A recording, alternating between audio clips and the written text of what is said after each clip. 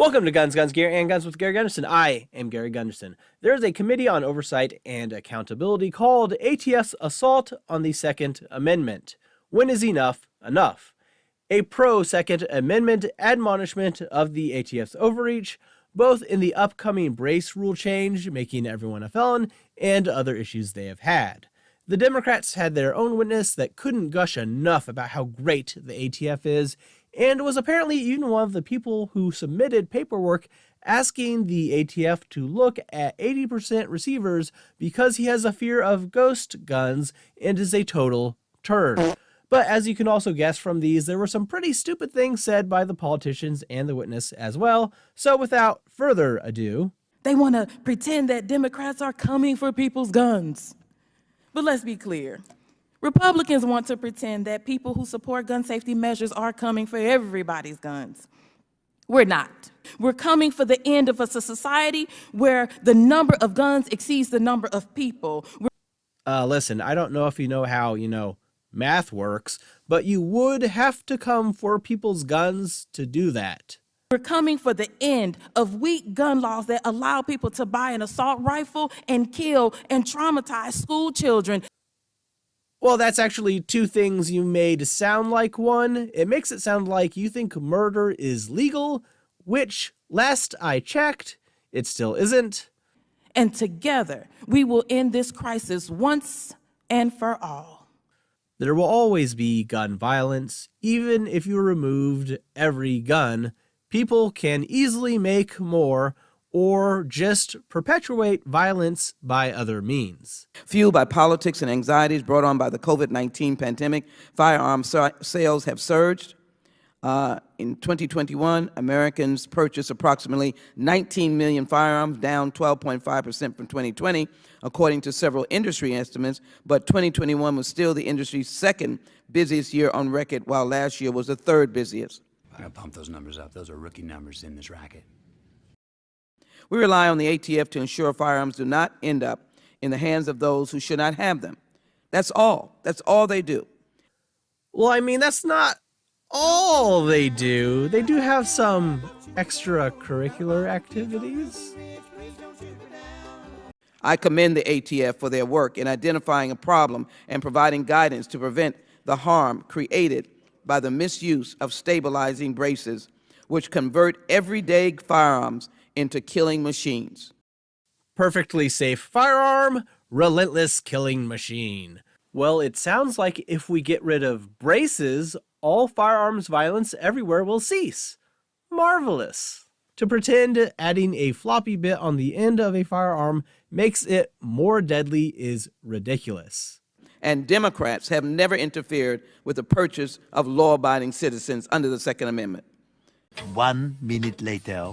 That is why Democrats passed several additional pieces of legislation last Congress to ban assault weapons, bump stocks, ghost guns, and high-capacity magazines, encourage safe firearms storage practices, raise the age at which semi-automatic rifles can be purchased, pass a huge amount for violence intervention, and to keep firearms Never out of the hands of interfered, prohibited persons. eh? Democrats will Mr. Wilcox, why are short-barreled rifles more dangerous and strictly regulated than other kinds of firearms? Well, funny story actually. SBRs are regulated because in the 30s there was going to be a complete handgun ban, and someone pointed out that, hey, if you cut down a rifle, it's more concealable like a handgun, which we are about to ban, so that would be a loophole. So they decided to stop this workaround by regulating short-barreled rifles. The handgun ban was defeated, but I guess they were too busy high-fiving themselves afterwards, and still somehow passed the legislation to close the loopholes, which is why they're actually regulated. Short-barreled rifles are more easily concealable than long-barreled rifles, but have more destructive power than traditional handguns. The shooter used a pistol with a stabilizing brace, an accessory that turned the gun into a concealable assault rifle. These are way too concealable, so remove the brace to make it more concealable. Problem solving.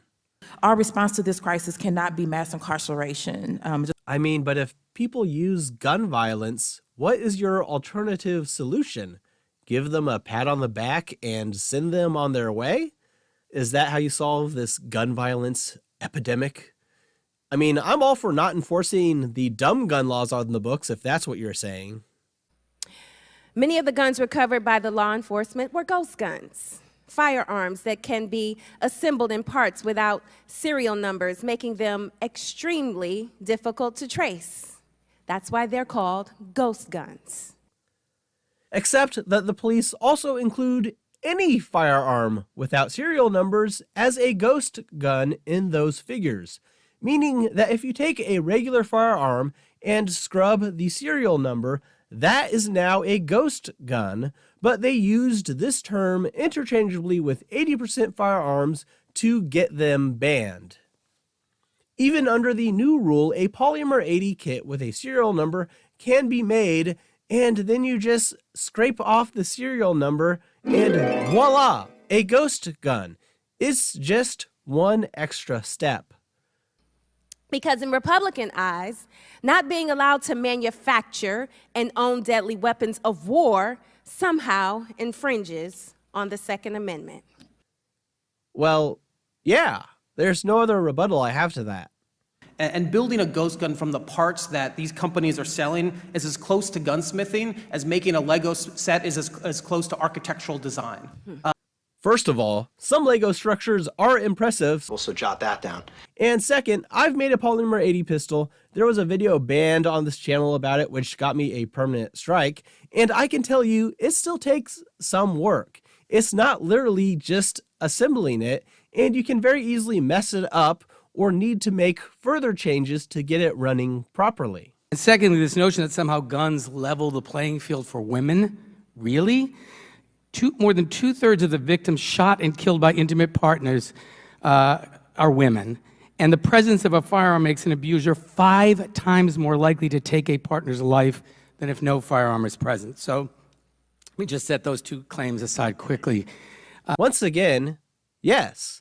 I like how his response is just, well, people also kill women with firearms, and thinks he can completely dismiss that, yes, a woman with a firearm is a lot more effective in a self-defense situation than one without. Some of these women would have survived their domestic abusers if they had the firearms themselves. Mr. Wilcox, if the ATF's arm brace rule had been enacted earlier, even last year, would the shooter have been able to obtain this kind of weapon? Okay, I don't call it a brace ban because they aren't banning braces. They all just are saying, incorrectly, that a brace creates a short-barreled rifle, which either way, people can still obtain legally or illegally. Literally, even if this rule takes effect, you can still purchase these pistols and can still purchase braces or stocks to add onto them. I highly doubt someone going out to murder people is going to be too concerned with an additional charge of having an illegal SBR. Thanks for that question. I mean, the fact is that short-barreled rifles aren't showing up in mass shootings unless they have been equipped with an arm brace, because those have been able to get around the national firearm restrictions. So no, that product wouldn't have been available as easily as it was if the regulation had been in place. It will still literally be just as easy to obtain as it is now. It will be harder to have legally, but will still be just as easy overall. They're out there at mass shootings because they are readily available and everywhere. The gun show loophole, the online sales loophole. I literally had never heard of this online sales loophole before, so I looked it up, and the Brady campaign, the anti-gun campaign, had it on their website, and it's literally just unlicensed dealers selling firearms online, which is already illegal. So that's not a loophole. It's literally someone committing a crime, so trying to claim it as a loophole is, I just don't have words to describe it. But it kind of sums up this whole thing, and whenever you listen to politicians talk about gun control, they will lie, they will make things up, and more often than anything else, they have no idea what they are talking about. Anyways, that's all for today. Let me know what your favorite line is in the comments down below. Be sure to support this channel by liking the video, sharing it with others, and subscribing to the channel. Also, consider supporting me on Patreon. Thanks for watching.